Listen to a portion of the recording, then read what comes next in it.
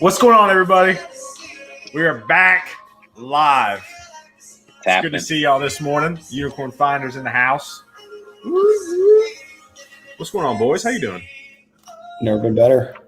Never been better. Hey, Dan. What's the temperature down in old Tampa today, big dog? So I'm actually down in South Florida today, visiting my family. So is it warmer in South Florida? Yeah. Is it all of Florida south? It is currently 74. That's awesome. I think it's about that temperature here in Nashville too. Not gonna lie.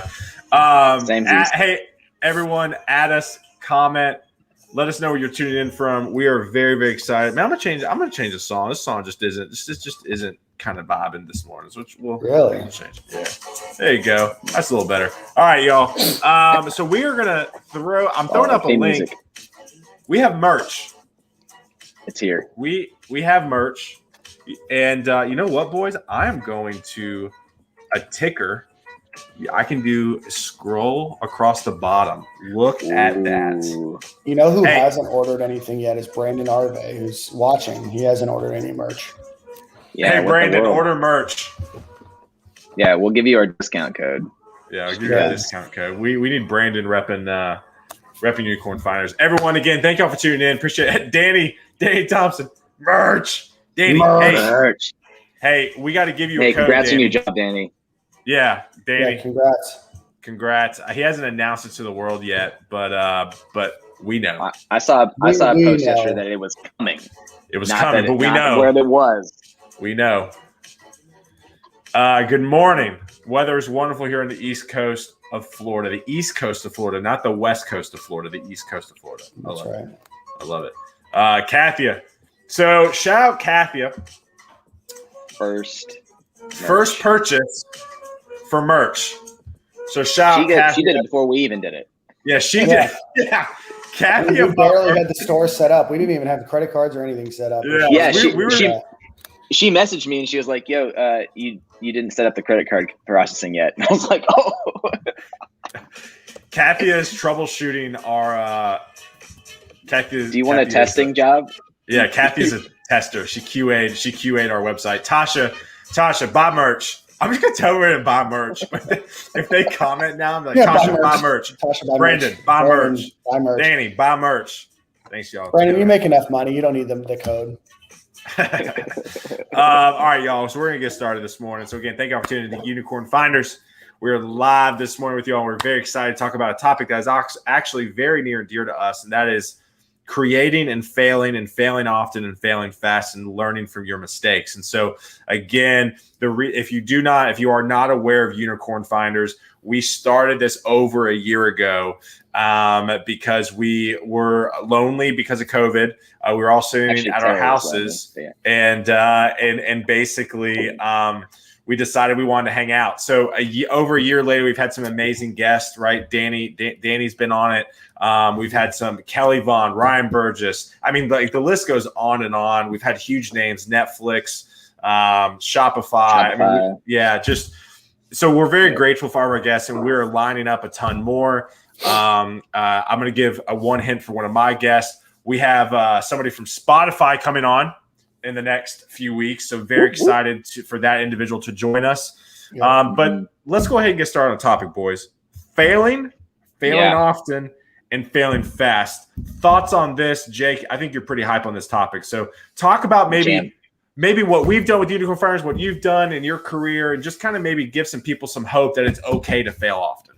Yeah, I mean, ultimately the fail fast mentality comes from agile software development, right? How do we make iterative small mistakes so we can get them out of them, figure it out that it wasn't the right thing, or realize, wow, this is a great path and let's keep building on top of it.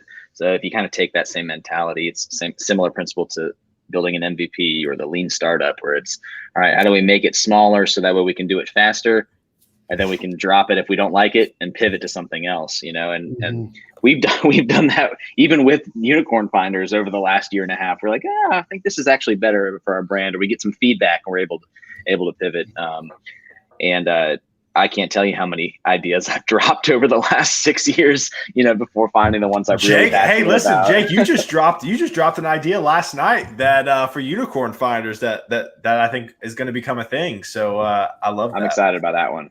It's exclusive. It's exclusive, y'all. So stay tuned for that. Yeah, we're excited. Danny goes, a failure is only a failure if you are too stubborn to take a lesson from it. Otherwise, it's a learning and growing moment. Again, Danny just absolutely always dropping knowledge. Dan, thoughts? The other Danny Thompson. The other Danny Thompson. I think I did this in honor of our other friend Danny Thompson. That's awesome. I just now got that. I saw he was here and had to make a quick change. No, I think that the most important thing is being able to separate a singular failure with a wholesome defeat, right? And I think a lot of times we do that is say, hey, this particular thing didn't work, therefore everything else that happens after can't work, and that's truly not the way that you need to look at it. Good. Failure can be a lot of different things. Is failure can be a lesson. A failure can be a small change, can be a success, right? You can do one of two things from failure. You can either accept that you've lost and you're defeated, or you can learn from it and make changes and go from there, right? A failure doesn't stop you. A failure just allows you to reconsider the direction that you're going. That's a lot of story, telling. Just very Zen this morning, Dan. Just bringing the heat. I love it, Danny. A few more. Go through and grow through those moments. Failure will make you better. I feel like I'm at church with that one. Go through and grow. Amen, Danny. Amen. Praise the Lord. And then Paquita coming in. Paquita from Vaco.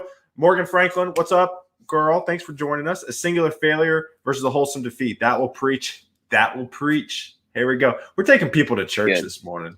It's Wednesday. It's Wednesday. Get the truth. Right? I love that. So, I mean, my thought on failure is, I mean, listen, I think even one thing that I know I've had to overcome is trying to get guests on this show, right? If we're talking about how very applicable this can be for failure, I was scared to DM people, right? I talk about DMing people to network all the time, not being weird about DMing strangers. And it's and I just kind of got over it. And listen, I've had people say no, but you know what? I've had way more people say yes. And I think when it comes to failure, I think if you're not failing, you're not growing. You're just not growing. And I have failed multiple times with my business at Vaco. We've even had some things at Unicorn Farmers we've tried to roll out that didn't work, that fell to the wayside, and that's okay. But just don't dwell and move on. Danny, I saw where Dan, I was about to see where you took yourself on mute. Yeah, no, I think the most important thing when you're thinking about failure and the way that you look at it is well, how do I classify that, right? How do I classify a failure, right? And is it a failure?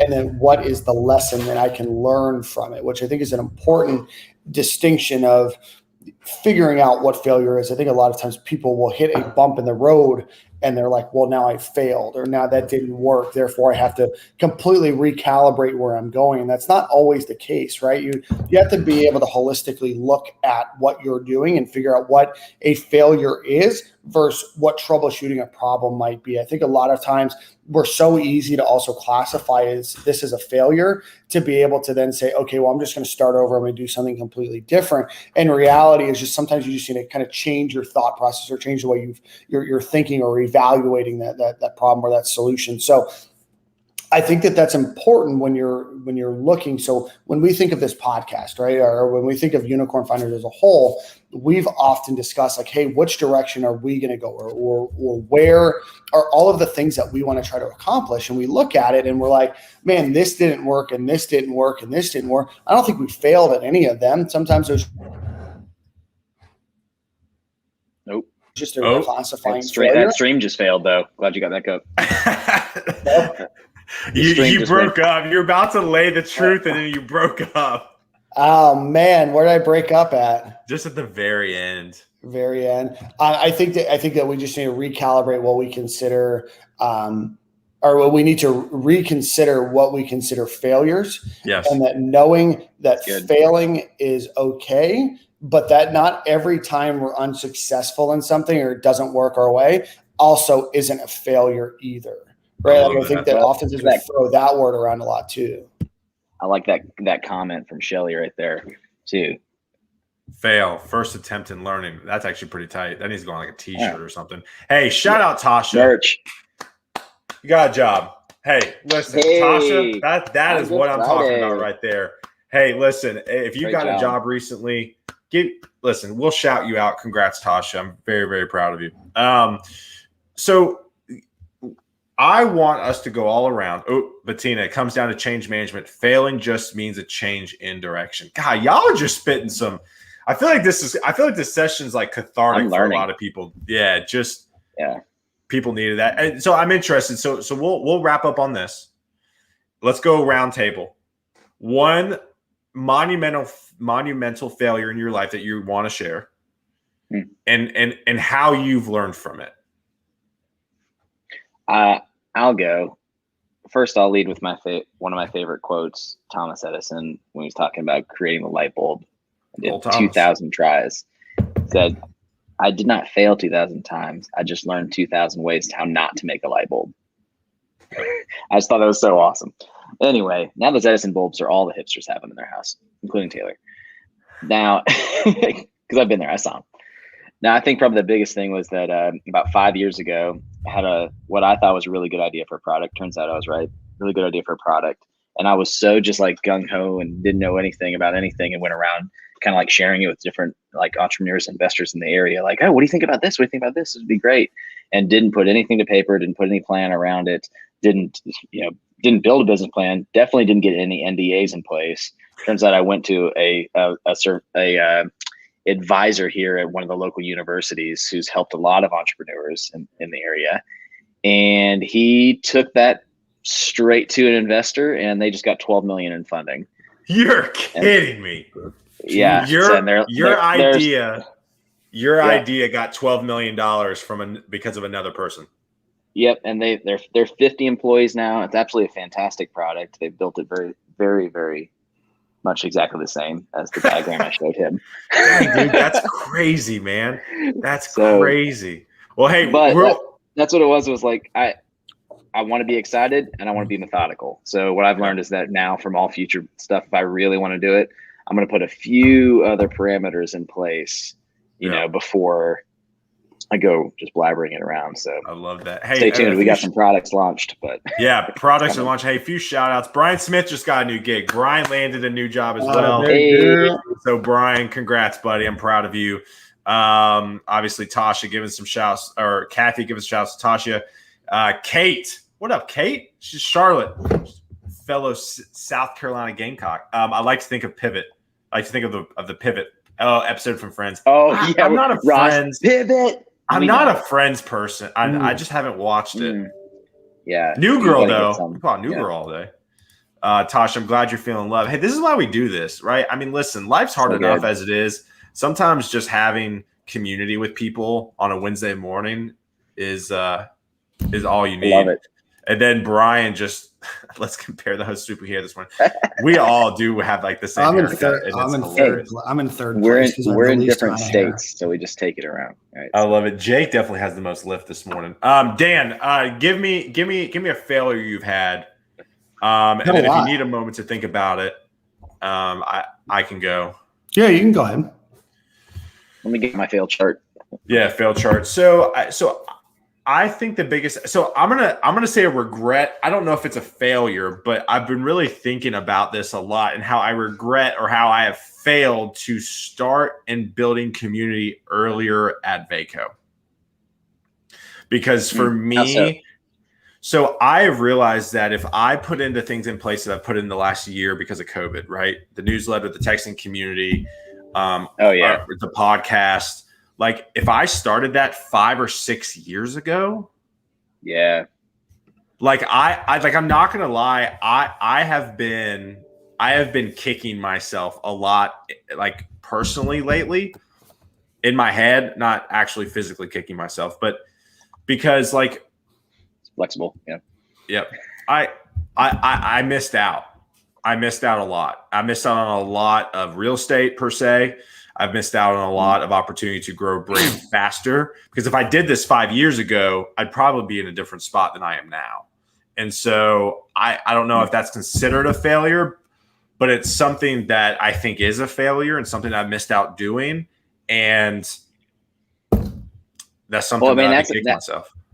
That right there, and I've just watched the stuff you've come up with in the last year. You have tried it and dropped stuff quickly. I mean, that other one straight up, I don't want to say straight up a failure, right? But like, it's maybe a regret that now moving forward, you can be like, well, let me just try stuff. Let me try stuff and see what takes traction, right? Yeah. I have a question, I guess, for anyone in the comments in this, or either of you guys is, all right, when is the point where you're like, I should drop this, or I've just got such a conviction about it, I just know I got to keep pushing on, right?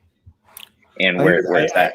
I don't think that there's like a line of delineation, right? I think that everything requires being introspective and also like lacking pride, right? Like I think that sometimes we get so focused on, hey, I think that this is going to work, that despite what everything is saying, despite what every other person that's out there or every other thing that's out there says, I think it's going to work, right? And I think that sometimes that works.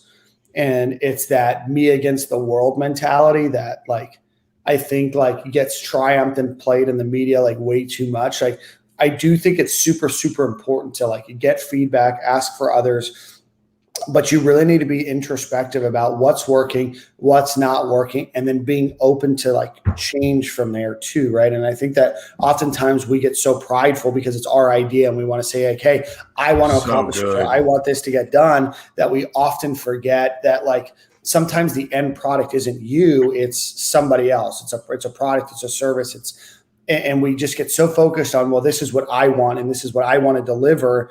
And maybe that's not what the world wants you to deliver. And that if you open your ears, you'll listen to what, the actual solution is, kind of like your example, Jake. So I think that we always need to be in everything that we do. We need to be introspective and we need to put our pride to the side, but also you need to be prideful enough that if you believe in something, that sometimes it means fighting through some murky muck areas to be able to get to where you want to be.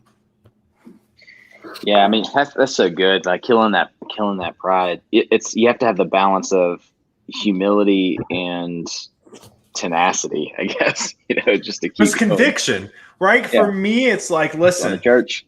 Like, just going to church this one. I love it. It's so good for all of us on this one. But like for me, it's conviction. There it is, Danny. Sing it, Danny. Hosier. It's.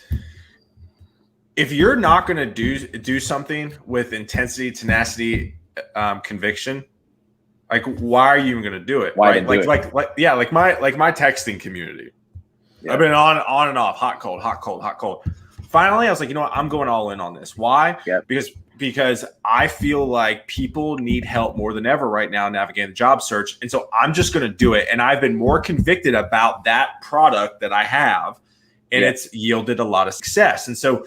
For me, I think if you're struggling with your initial question, when do you kind of bounce on things? I know Gary Vee talks about this all the time, right? Like when do you bounce on a project and get out? I think when you've lost conviction. I think when you have lost, and listen, if it's not working, you're like, this is going to work. Keep going. If you have that conviction, keep rolling. But if not, get out. I think the important thing is to know is like what your conviction is, right? I think a lot of times we get so focused on, hey, I want to create, or I want to do this, or I want to do that we think of the first thing in our mind, right? Like, what's the solution? Hey, I want to figure out a better way to make coffee lids, right? Like we think of one idea and we're like, okay, perfect. That's the idea that I'm going to run with. In reality, your conviction isn't the product that you create to like change coffee lids. It's, hey, I think that we can do this better. Right. So like we have to make sure that our conviction is placed in what we're trying to solve and not the product that we're trying to create to solve that. Right. Or what's the way for me to get there, rather than when I get there, I'm going to be satisfied with the final answer, that still comes from that, we keep referencing back Simon Sinek, that start with why. It's like you have to know what why you even started to know if you're to even have the Right. conviction in the first place, right? Like when we had Jeff Kirshner on here about literati, he wasn't planning on making a big old company around data science to eradicate litter per se, but because he created that movement on Instagram because he had a passion to be able to get rid of litter, right, through the art of Instagram, it just boomed into all of this. But his why was like, I just want to get rid of litter. This is just sucks because we have such a beautiful planet. We can't stop it, right? And then just kept going, and people got onto that vision, got excited with what he had started, right? Really caught it, and then boom, there you go. So just give some shout outs. Amy, thank you again for joining as always. We appreciate your support like crazy. Yes, Pedro, who's that girl? It's Jess. Brian, you've got some Schmidt on your face. Listen, bro, I can quote that whole dang show back at you. I love it. So funny. Brian goes, for SaaS products, I think you let the market tell you. You can pre-sell your product with enough info to validate. Listen, listen, Apple didn't do that. They didn't let the market tell you. They just did it. They also came up with stuff that didn't exist. But yeah.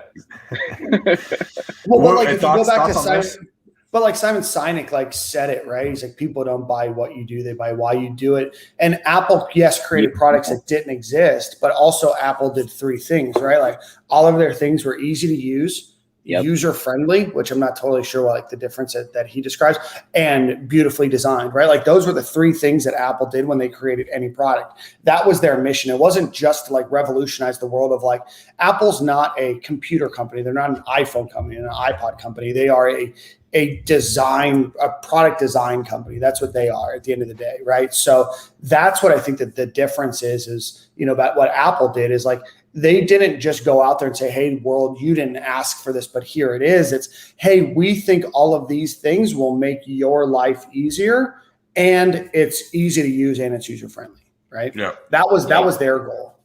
And it's better than Microsoft.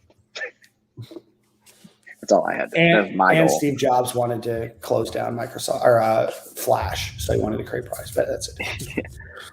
I like Kate. I like what you were saying there in the chat. There, depending on what you're doing, I personally get less caught up in my own ego and more caught up in the loyalty that I've placed to support and help other people. Can't see your face. You don't love. You need to. You just hear my voice. You're welcome. Your you forehead. Need to move. Welcome to how I feel. Anyways. Especially if it's a job you don't love, you need to move on, but you're staying right there. Honesty along the journey allows you to be honest when the journey ends, right? So if it's hard to be that kind of, you don't have to be brutally honest and be a jerk about it, but just being honest with yourself and honest with the people that you're around, then that's it. That's it. It makes it easier to be up front. We say this all the time that, for us, for a sales tactic, honesty is the best sales tactic. Right. If you cannot sell honestly what you're trying to do and you have to manipulate into sales, you don't have a good product. Yeah. Just bounce it. Get out of there. Listen, Unicorn Finders, we're just a community group that helps each other on Wednesday morning, and we sell some coffee mugs. That's it. I'm just kidding. And wait till the dad heads come. Yeah, don't forget the dream. Yeah. Hey, we sold dream journals yesterday. Thanks, Larry. All right, y'all. That was awesome. We wanted this to be 15 minutes. It's been 24. I know. A lot of good comments. Lots of radical candor. I love it. Radical candor. That's the phrase I was trying to remember. Thank you. Radical candor. I don't know if that's a Gary Vee thing. That's where I got it from, but I struggle with it. Right? I struggle with it from my team perspective. Maybe this can be our next week about actually from a management perspective and communicating and communication style. But I struggle with having radical candor. If we're talking about failures in leadership, I think a lot of times with my team, everybody thinks they're doing great. And then I come at them one time, right? And it just kind of blows up. It's because everybody struggles. And I know that we wanted to end here, but it's because everybody struggles with failure, right? Like we've accepted as a world, these really cool quotes that we can put up in our office to say hey, I didn't fail. I just found one way that wasn't successful, right? No offense, Jake, to your quote, but it's because we've said that failure is okay, but we've not accepted as people that failure is okay because we don't reward failures. We only talk about success, right? That's because that's because we've made rejection and failure synonymous, and they need to be separate. That's it. That's perfect, right? That's it. It's until the day that we say you can fail and fail safely that failure will be okay, and you can have radical candor. But for right now, it's you failed on this. Therefore, the response is you're reprimanded, you're fired, you're taken off this project, whatever it is. That's how we reward failure in the business, despite the fact that CEOs of this company go on and say, you want to know how many jobs I had before I found, this company and how successful I was? How many jobs I had products before I my went dad's through? company gave me money and a job? Right? Like that's what we've done with failure. And it's so frustrating that like we have this like very like huge chasm in between like what we say about failure and how we accept failure as businesses. And the second we can accept failure as a business as a way to lean forward and move forward, is the day that radical candor can actually exist in the workplace. Dan. Boom. And it starts with getting rid of social media. No trolls. You follow us on LinkedIn. Jake, I troll social media all the time. So I know, and it's don't hilarious, take- and I love it. Yeah, Paquita goes, who am I sending the offering to? Y'all are on it today. Hey, Paquita, just buy coffee. Just cut me in on the next deal. Yeah, just buy some merch. Just buy Please. merch, coffee mug, t-shirt. I'm gonna wear my t-shirt. I got the Heather white one, by the way. Suits all right, exciting. we all got to bounce. Y'all, thank you again, Tasha. Again, amazing. I'm so proud of you with everything you're doing. Kathia, thank you again for your comments. Again, we appreciate you all a ton. I'm not kidding you. We had some things to catch up on for Unicorn Finder stuff. And we said, you know what, guys, we're just going to do a 10, 15 minuter, and we're 26 minutes in. Yeah. We almost didn't even do the live show today. So, all that being said, we appreciate you all a ton. We are, no pod tomorrow. Yep. We're taking a break. We'll be back next week. So again, I appreciate y'all a ton. We appreciate y'all a ton. And y'all have a great week. Buy some merch. Hey, please share the Unicorn Finders LinkedIn or posts, reshare, like stuff on it. That'll help us get some more exposure. And also so get more people on. Also too, shout out Unicorn Finders. We just eclipsed 1,000 followers last night. So On LinkedIn. On LinkedIn. So we started this thing a year ago, and now we're at 1,000 followers. So it's pretty cool. You guys need a cat in one of the streams. I Only have a if it's cat. mixed with a Pop-Tart. That's And an we sell NFT it for joke. an NFT. I don't know. Yeah. Okay. Sorry, Taylor. Hey, if you didn't learn about NFTs from us last week and you haven't seen that video, that was awesome. All use cases, how to get in, how to invest, and what the heck it is. Check that out. Crazy. Super fun. All right, y'all. Thank y'all again. You boys. I'll see you next week. Love you, mean Peace. it.